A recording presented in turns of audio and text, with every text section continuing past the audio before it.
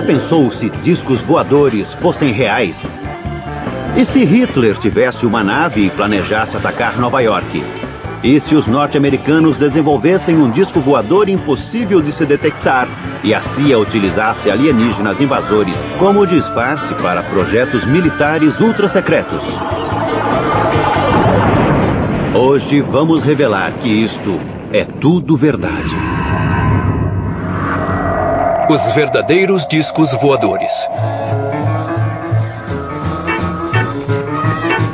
Por 50 anos, o mundo foi louco pelos discos voadores. A loucura foi tanta que agora há mais ingleses acreditando em alienígenas do que em Deus. Este filme é confidencial. A verdade é um pouco mais confusa. Discos voadores existem, mas eles não vêm direto do espaço cósmico. Surgem da Terra e dos lugares mais obscuros das pesquisas militares.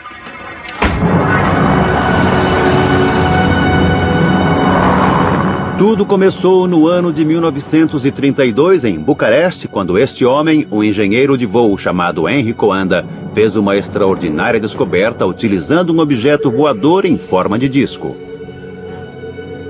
Uma das primeiras pessoas a ver a experiência de Coanda foi Radu Manikatid, então um estudante da aeronáutica de 20 anos. O disco subiu até o teto e ficou lá. Achei aquilo magnífico. Isso nunca teria passado pela minha cabeça. Estamos acostumados com ideias mais comuns quando o assunto é voar. O jovem Radu tinha testemunhado o primeiro disco voador do mundo. E ele funcionava assim. Se lançarmos ar num objeto em forma de disco, seu curso seguirá as curvas da superfície deste objeto. O ar é literalmente sugado pela parte superior e circula por toda a parte inferior. Coanda achou que poderia diminuir a pressão da parte superior e aumentar a da inferior, provocando a levitação da aeronave. Isso ficou conhecido como efeito de Coanda. É o princípio da teoria de voo deste objeto. Era uma ideia muito simples, mas alguém precisava ter pensado nela antes. Então aconteceu algo que mudaria totalmente o curso de desenvolvimento do disco. Em 1939, a guerra explodiu e por um longo período o mundo investiu em pesquisas de novas armas e maneiras de disseminá-las. Mas a simples ideia de Coanda estava prestes a ter sua vez. O chefe nazista de tecnologia, Werner von Braun, comandou o desenvolvimento de novas armas de seu quartel ultra-secreto em Peenemünde, na Alemanha.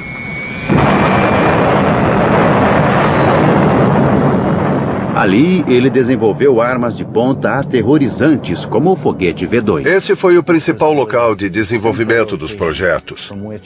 E ele funcionou por um longo período. Mas o que poucas pessoas sabiam era que a 420 quilômetros dali, em Praga, os nazistas tinham uma base de pesquisa ainda mais secreta e estavam trabalhando numa nova e fantástica aeronave. Existiam uns 15 protótipos. Eles construíam, testavam, descartavam e passavam para o seguinte. E quem era o parceiro para estes novos e assustadores projetos? Skoda. Os nazistas estavam utilizando o engenheiro Skoda para fabricar todos esses tipos de aeronaves. Sim, eu vi. Para mim era algo excepcional. Uma esfera com o painel da cabine central em plexiglass e com jatos em volta que criavam alavancas de impulso. Luigi Romersa acompanhou a criação do primeiro disco voador do mundo. E era um Skoda. Aqui dá para ver o piloto desenhado na cabine. Ele pilotaria os discos em pé.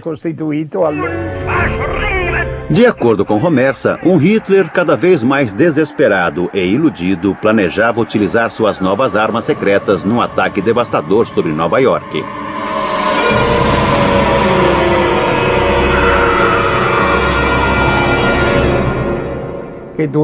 Certa vez, Hitler disse: Deus me perdoe pelos últimos 5 minutos da guerra. Ele queria utilizar as armas que havia desenvolvido. Isso nunca aconteceu, é claro.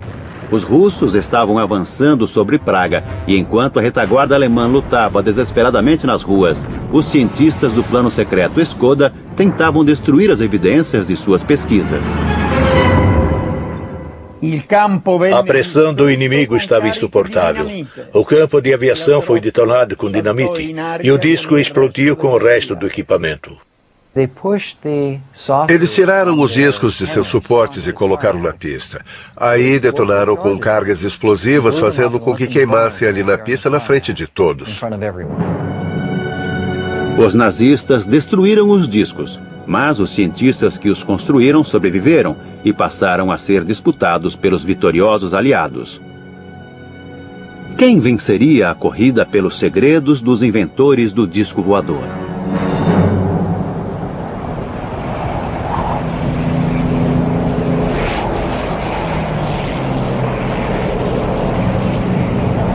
Em 1947, o piloto Kenneth Arnold estava sobrevoando as montanhas no estado de Washington quando viu 9 objetos cruzando o céu a velocidades incríveis. Ele achou que esses objetos faziam um movimento parecido aos discos que pulam na água. É uma analogia incomum, mas foi assim que o termo disco voador passou a existir. A visão de Arnold foi considerada um marco do nascimento da era do disco voador. Isso provocou não só furor na opinião pública, mas um frenesi estimulado pela paranoia. A inteligência norte-americana chegou a pensar em espionagem dos soviéticos. Porque nessa época estava começando a Guerra Fria. As forças aliadas estavam para ser quebradas. Os aliados da Segunda Guerra Mundial tornam-se inimigos. Uma cortina de ferro se fechou em volta da Polônia, Hungria, Iugoslávia e Bulgária. Em público, leste e oeste montaram um enorme espetáculo com seus melhores equipamentos bélicos, mas também existia uma guerra secreta, uma competição cruel para dominar a ciência e os cientistas nazistas. Quem controlasse esta tecnologia após a Segunda Guerra estaria militarmente um passo à frente. Russos, franceses e britânicos, antes unidos, agora lutavam entre si para obter essa tecnologia. E foi por este motivo que o governo norte-americano ficou tão alarmado com os discos vistos pelo piloto Kenneth Arnold. De acordo com este documento secreto, a Rússia já tinha adquirido a tecnologia do disco voador alemão e os estava construindo. A Alemanha estava muito à frente dos Estados Unidos, e eles achavam que se os russos conseguissem cientistas ou instalações nazistas responsáveis por essa arma secreta, eles ficariam em vantagem também. Os norte-americanos estavam certos. Os russos estavam construindo discos e com a ajuda de alguém muito útil para a Alemanha. O engenheiro especialista em discos voadores, Andreas Epp. Logo após a guerra, Andreas Epp decidiu que queria trabalhar na União Soviética. Então ele se mudou para Rostock e foi contatado por agentes soviéticos que pareciam saber quem ele era. É claro que Epp gostou muito de ter o seu valor reconhecido por aqueles que os menosprezaram. Pensei, tenho que continuar. Devo isso às pessoas que trabalharam nesse projeto. Então, eu comecei a construir um disco voador. Primeiro, Epp desenvolveu o mecanismo de direção do disco soviético. Essa era a especialidade de Epp nesse tipo de disco. Fazer a direção responder aos comandos, atrelando-os aos movimentos do disco. De acordo com Epp, o disco russo era extraordinariamente manobrável e também versátil, como deveria ser. Era um jato e eles queriam algo que pudesse ser utilizado em regiões polares, o que era bastante interessante. A razão era óbvia. O trajeto mais rápido para a América do Norte era através do Polo. Este fato não era ignorado pelos Estados Unidos, um país cada vez mais paranoico. Até mesmo Hollywood suspeitava que os russos estivessem projetando algum tipo de disco voador. O primeiro país que desvendar o segredo do disco voador irá controlar os céus de todo mundo, e não quero que seja a Rússia. Muitos discos avistados estavam no noroeste dos Estados Unidos, próximos à fábrica da Boeing em Seattle, onde se construía os bombardeiros, e também da reserva nuclear Hanford, no estado de Washington, onde se produzia o plutônio para as bombas nucleares. Essas regiões eram muito importantes estrategicamente e as mais próximas da União Soviética. Era também por onde se esperava que chegassem os aviões soviéticos. Naquele momento, os discos surgiam em toda parte. Dificilmente uma cidade ou um cenário de filmagem estariam a salvo. O governo precisava acabar com a especulação. E para tal, seus especialistas em guerra psicológica apresentaram um plano perfeito em duas partes. Primeiro, uma personalidade militar mais experiente negaria firmemente que qualquer coisa estava acontecendo, mas por segurança se espalharia rumores de que os discos voadores surgiram do espaço cósmico. Entreguei a mensagem, e agora? O plano foi lançado numa coletiva realizada no Pentágono em julho de 1952, um momento decisivo na história do disco voador. Este é o Major-General John A. Sanford, diretor da inteligência da Força Aérea dos Estados Unidos e quem conduziu a coletiva. O trabalho de Sanford era negar que havia qualquer coisa de importante naquelas visões. Não aconteceu nada com nenhum padrão de consistência que possa ser relacionado com qualquer ameaça aos Estados Unidos. Para discutir a teoria dos invasores alienígenas, foi convocado o major aposentado Donald Keyhoe, o importante escritor da época. Major Keyhoe, como autor do livro Os Discos Voadores São Reais, qual a sua opinião sobre essas novas visões de objetos não identificados? Com o devido respeito, acredito que será provado que são de origem interplanetária. Era um plano simples e muito engenhoso. Agora, todos que vissem um disco militar seriam encorajados a acreditar que se tratava de alienígenas, enquanto o resto das pessoas acharia muita graça. Ele ficou lá por muitos minutos, não posso negar o que vi. A imprensa adorou a história dos alienígenas e a abordou com entusiasmo. A mesma edição da revista Life, que lançou Marilyn Monroe como estrela, também fez a carreira de muitos monstros de Marte. Naquele artigo foram entrevistados alguns governantes anônimos e especialistas militares, e eles sustentaram a ideia de que discos voadores não poderiam ser fabricados pelo homem, nem seriam armas secretas ou fenômenos sobrenaturais. Então, a alternativa restante era que eles vinham de outro planeta, e aquela foi uma das primeiras vezes em que a teoria recebeu uma publicidade maior. Nunca antes um filme deflagrou tal estado de euforia, um espetáculo emocionante. Os textos de Donald Keyhoe inspiraram o mais clássico filme sobre o tema, Heart vs. Flying Saucers, que contava com o perito em efeitos especiais Ray Harryhausen. A ideia fundamental veio de um de seus livros sobre discos voadores. Eu sabia que o governo tinha realizado muitas experiências com objetos voadores circulares e as mantiveram em segredo. A ideia era que todos acreditassem que alienígenas vinham do espaço cósmico. De fato, o governo estava tão interessado no filme que o produtor Charles Schneer tinha por tarefa mantê-lo informado sobre o que acontecia ali. Sem dúvida, assim que o roteiro foi finalizado, tenho certeza de que Charles o entregou a pessoas importantes e a membros do programa espacial.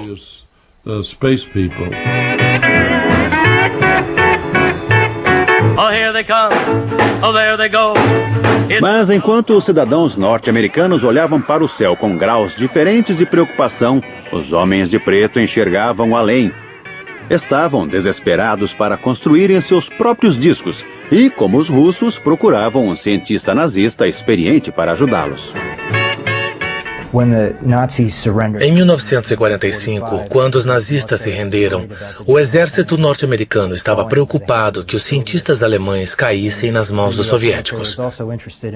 Os Estados Unidos também queriam explorar o conhecimento desses cientistas para auxiliar no desenvolvimento de programas relacionados a mísseis, armas eletrônicas, radares, aerodinâmica de supersônicos, motores a jato e outras tecnologias de que os alemães tinham conhecimento. Montaram um programa chamado Overcast Paperclip para reunir esses cientistas e trazê-los para os Estados Unidos. Em alguns aspectos, os norte-americanos se saíram muito bem. Eles arrebanharam o chefe de tecnologia nazista Wernher von Braun e o tornaram um valioso membro da organização militar. Conseguiram também informações sobre a tecnologia do foguete V2. Mas enquanto manuseavam seus novos brinquedos com muito mais entusiasmo do que habilidade, sabiam que havia uma enorme lacuna no novo arsenal.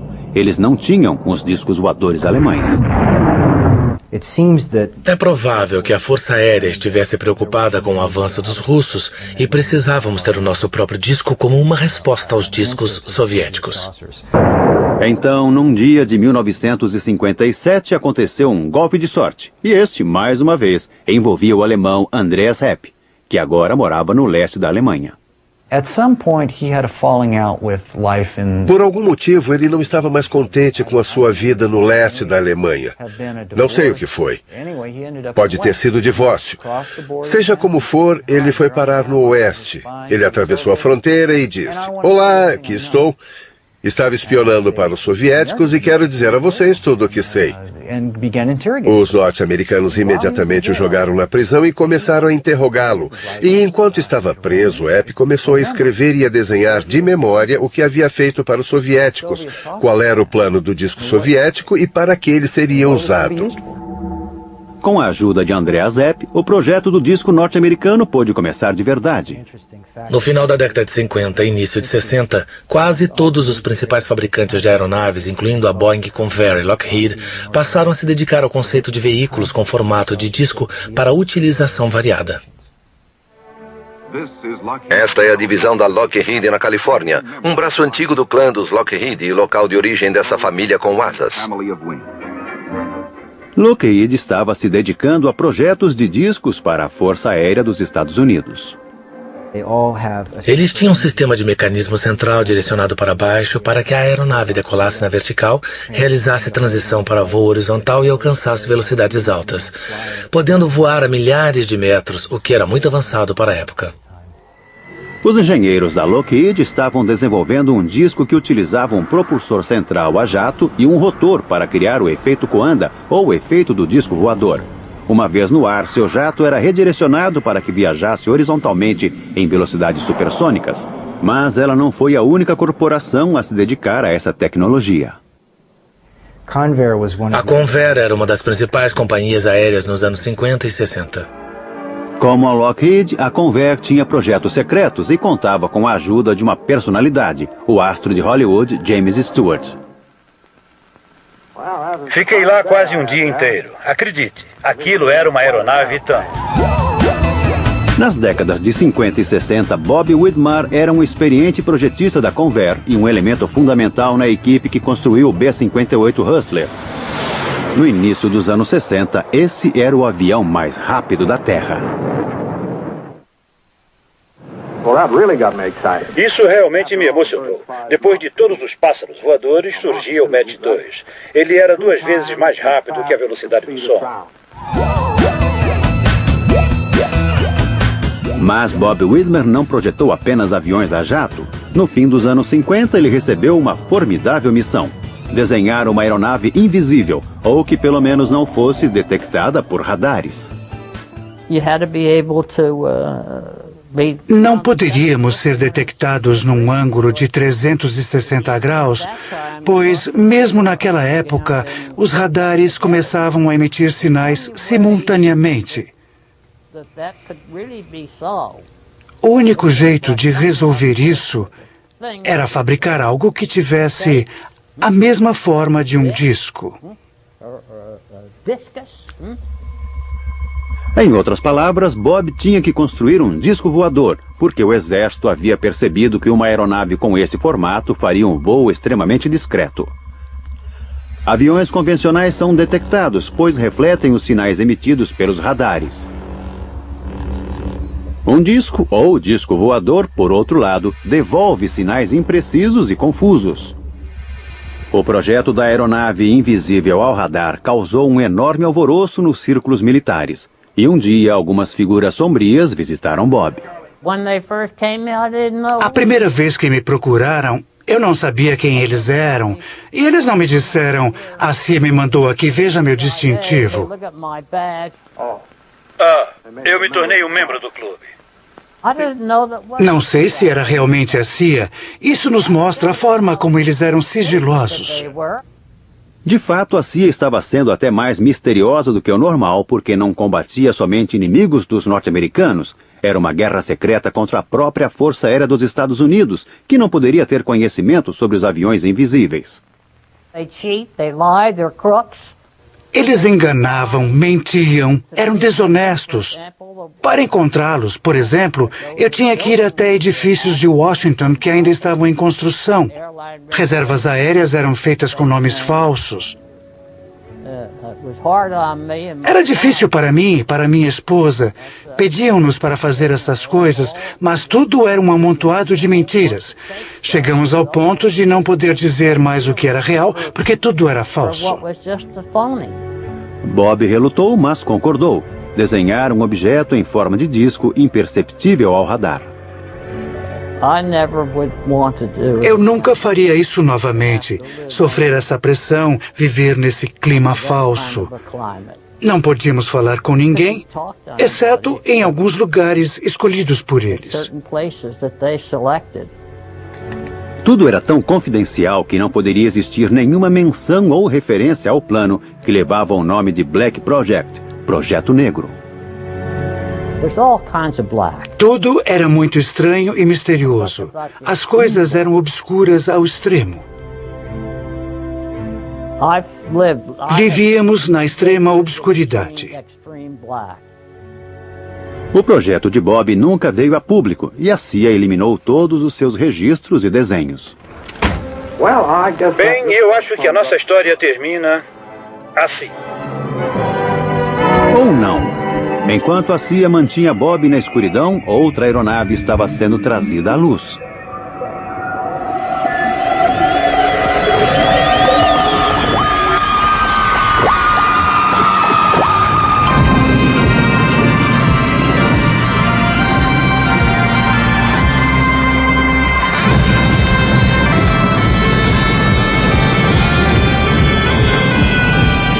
Em 1961, o mundo conheceu que seus construtores declararam ser o primeiro disco voador verdadeiro, inventado por este homem, John Frost.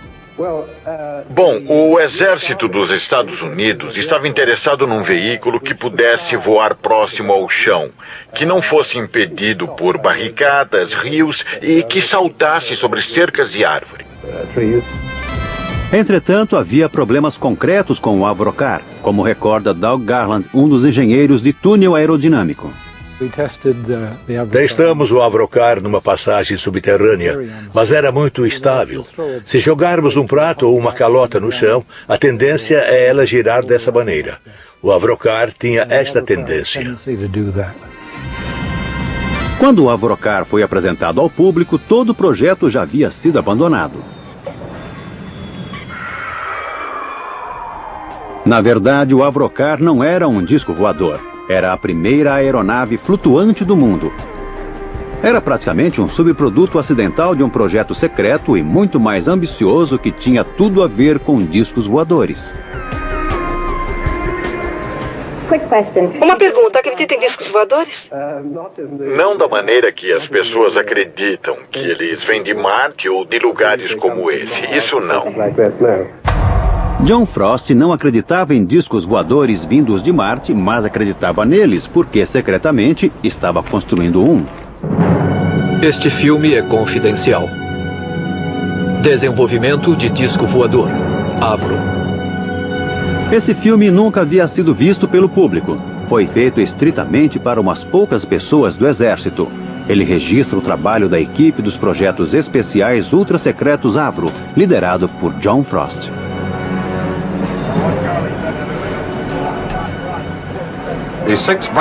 O conjunto do motor Viper foi construído pela Avro Aircraft Limited para desenvolver o sistema de força de uma aeronave de plataforma circular. Ele é constituído por uma estrutura com 6 divisões, excluindo a asa externa, a cabine de comando, vias de entrada de ar e os controles de voo. Frost estava construindo um disco voador supersônico com a potência de um enorme jato. Seu codinome, Projeto Y, ou Sistema de Armas 606A. No final, eles perceberam que haviam conseguido um considerável avanço para o advento do disco voador. E também recorreram à tecnologia do disco alemão. John Frost tinha conhecimento das pesquisas sobre desenvolvimento de discos voadores realizadas pelos alemães na época da guerra. Elas eram possivelmente a base do que ele presenciou pelo mundo como sendo discos reais. Isso foi numa época em que a CIA estava financiando um projeto de disco com um conceito muito parecido com o que ele tinha em mente. O exército estava entusiasmado com a visão que Frost apresentou. O projeto secreto original demonstrava que o disco poderia voar mais alto e rápido do que qualquer outra aeronave ou sistema de armas até então disponíveis. Os documentos da Força Aérea sobre o objetivo do disco são ambíguos. Eles mencionam que ele poderia ser utilizado como um sistema de reconhecimento de armas especiais. Se tivesse o desempenho que a Avro achou que pudesse alcançar, o disco seria capaz de escapar de qualquer defesa e atacar impiedosamente qualquer outra aeronave. Entusiasmado, o exército injetou quantias enormes de dinheiro no projeto. O grupo de projetos especiais tornou-se com isso uma entidade. Conseguiram um lugar na área de teste de voos e começaram a se dedicar ao que Frost via como uma forma ideal, um disco voador completamente circular. Eu não tinha ideia de que pudesse existir algo como grupo de projetos especiais, porque tudo era considerado ultra secreto.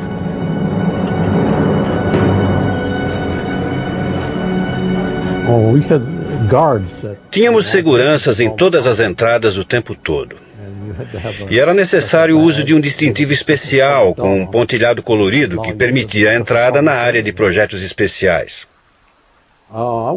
Eu era projetista sênior do grupo de projetos especiais. Comecei a trabalhar no 606A como projetista do supersônico para a Força Aérea dos Estados Unidos. E o projeto foi, de fato, o mais ambicioso criado por projetistas da aviação.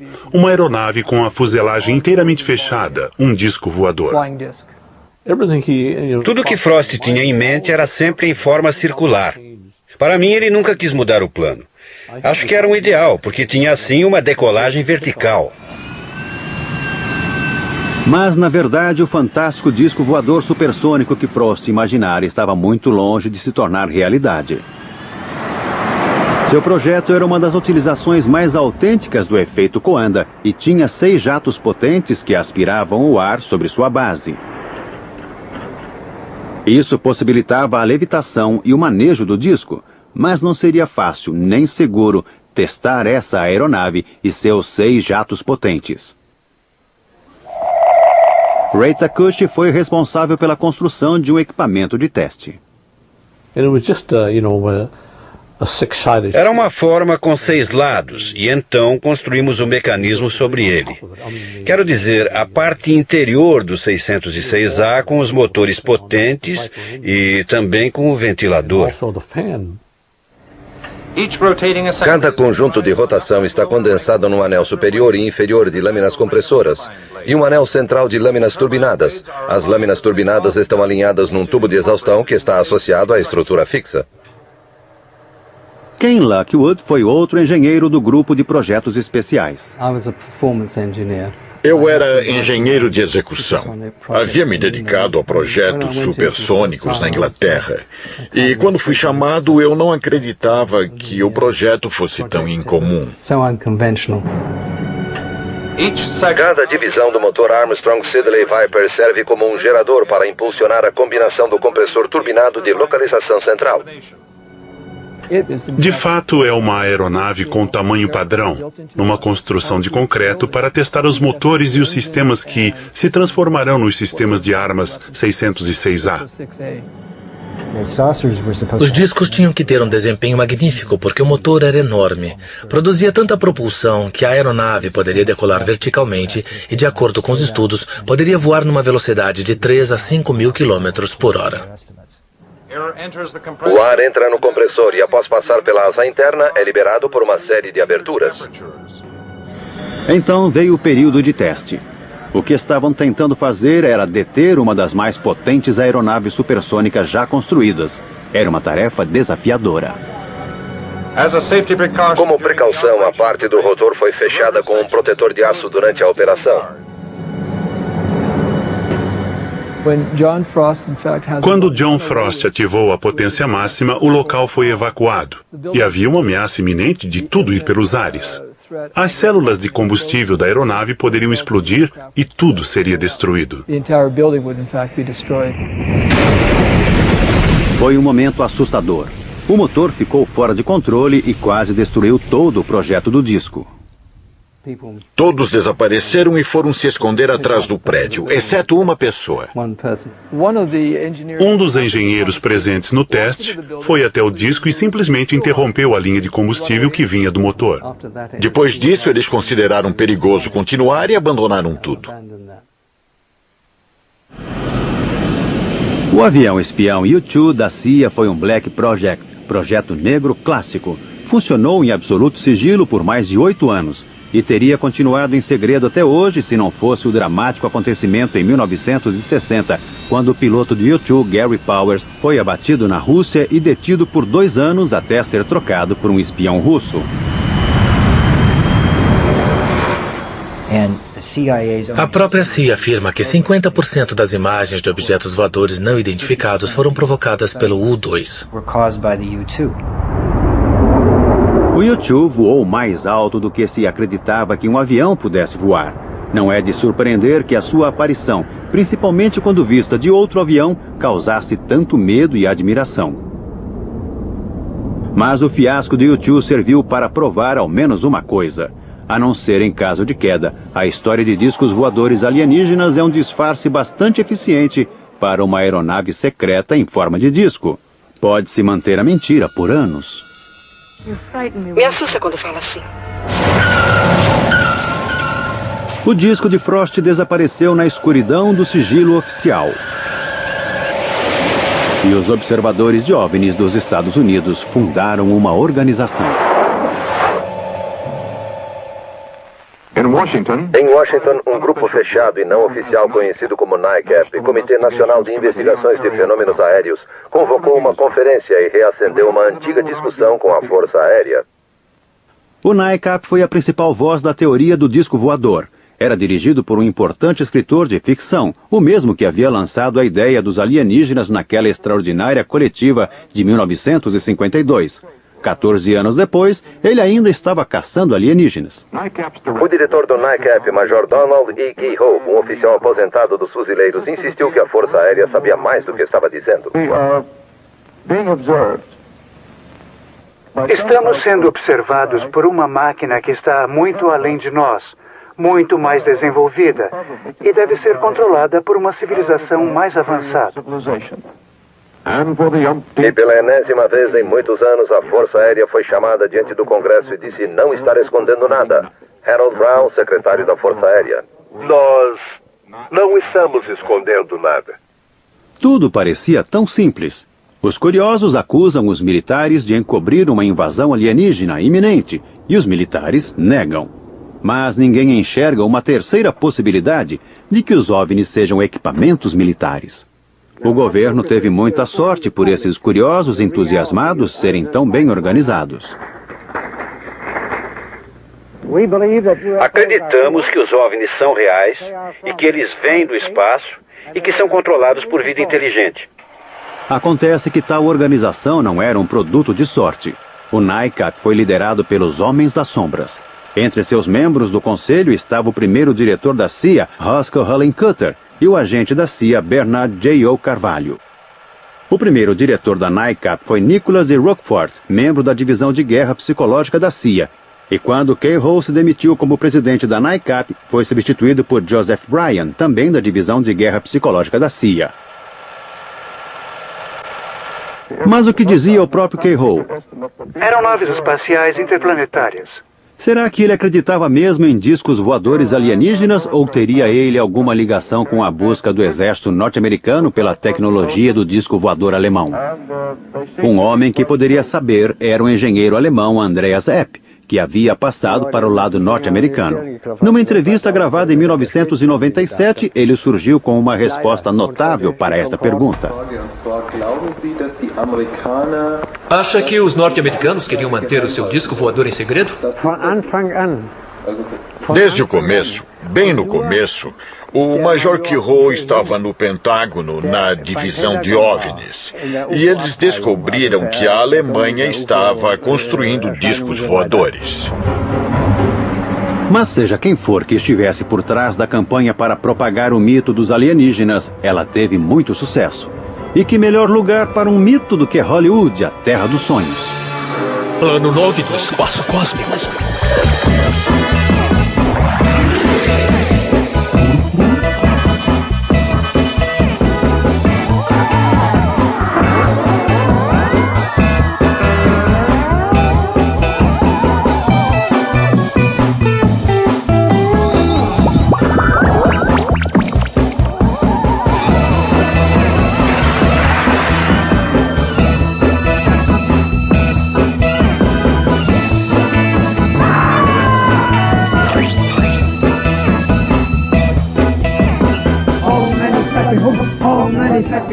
Isso até inspirou uma religião. Toda a nossa informação vem do nosso líder, que é um yogi e está em contato com uma inteligência espacial.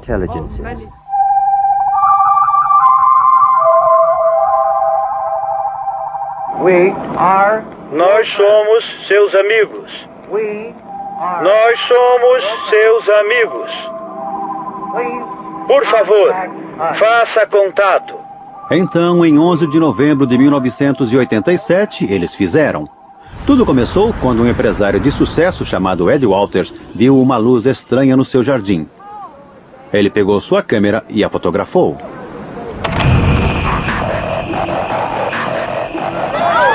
Foi a primeira de dezenas de aparições que viriam nos anos seguintes. Quando as fotos foram reveladas, elas mostravam algo que, com certeza, parecia ser discos voadores.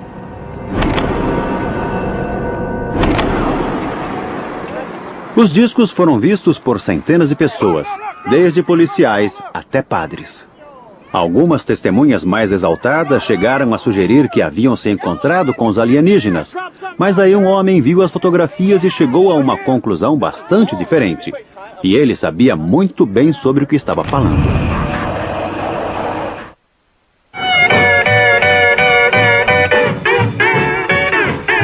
Gulf Breeze, Flórida.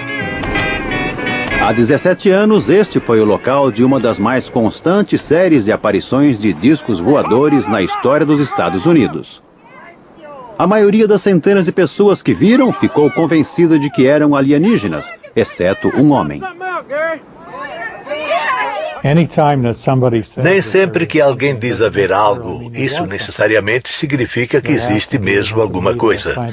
As aparições precisavam atender a alguns critérios científicos para serem consideradas reais. Entretanto, em relação às aparições de Gulf Breeze, a configuração era tão nítida que era possível ver o que tinha dentro.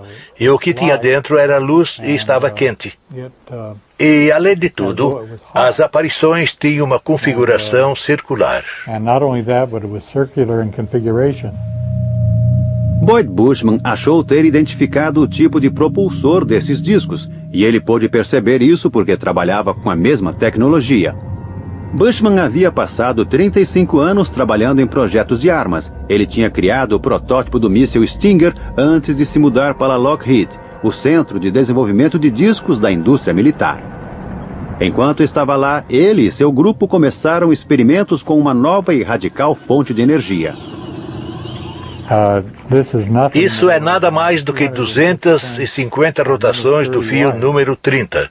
E pegamos os condutores e ligamos numa tomada comum. O que aconteceu depois surpreendeu todo mundo. E aqui está. Até agora, Bushman não sabe muito bem como isso funciona. Mas quando ele viu as fotos dos discos de Gulf Breeze, começou a se perguntar se eles não estariam usando a mesma tecnologia. Dá para ver que começa a soltar fumaça.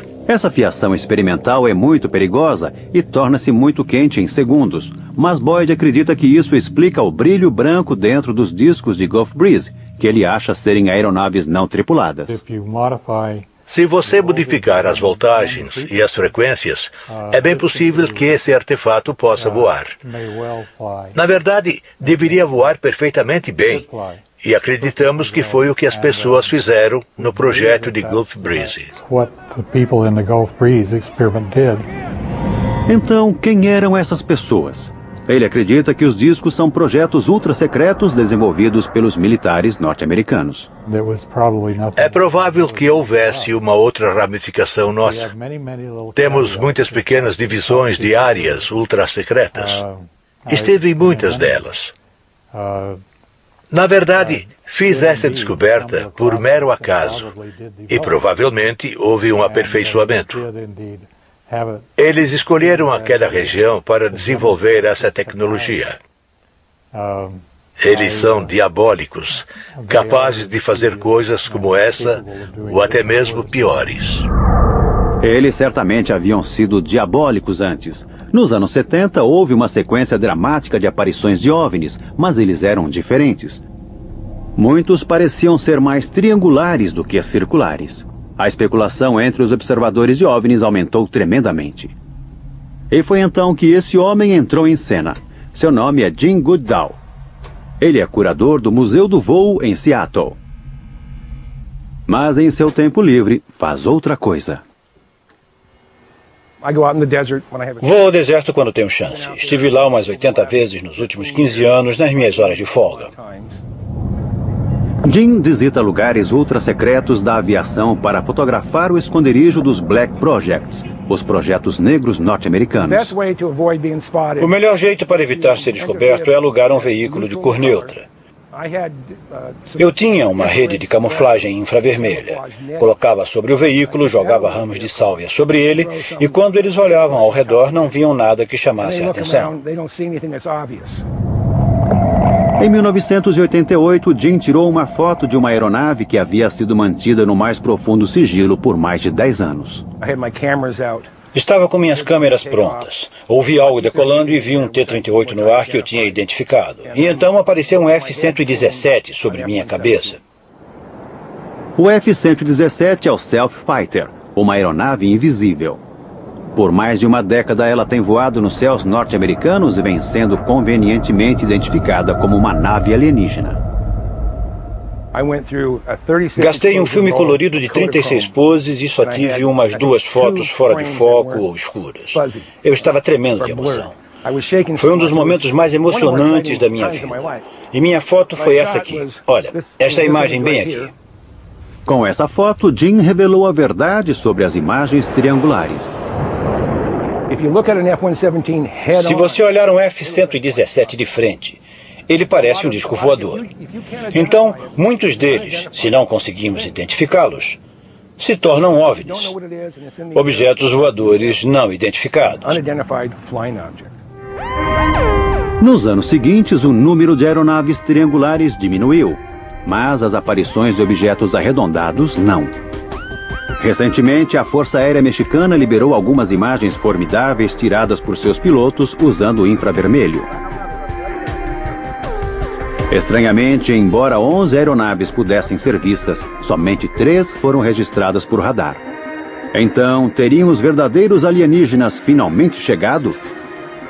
Ou teriam esses discos algo a ver com os militares norte-americanos? Um grande e querido amigo chamado Ben Rich substituiu Kerry Johnson na Lockheed. 10 dias antes de sua morte, eu estava conversando com Ben e ele disse: Jim, existem coisas no deserto que estão 50 anos além do que podemos compreender. Eles têm aproximadamente 4.500 pessoas na Lockheed. O que eles têm feito nos últimos 20 anos? Estão construindo algo. Papai, quando você esteve lá, você viu alguma coisa? Não vamos começar novamente com essa bobagem de disco voador. Versão brasileira, Vox Mundi.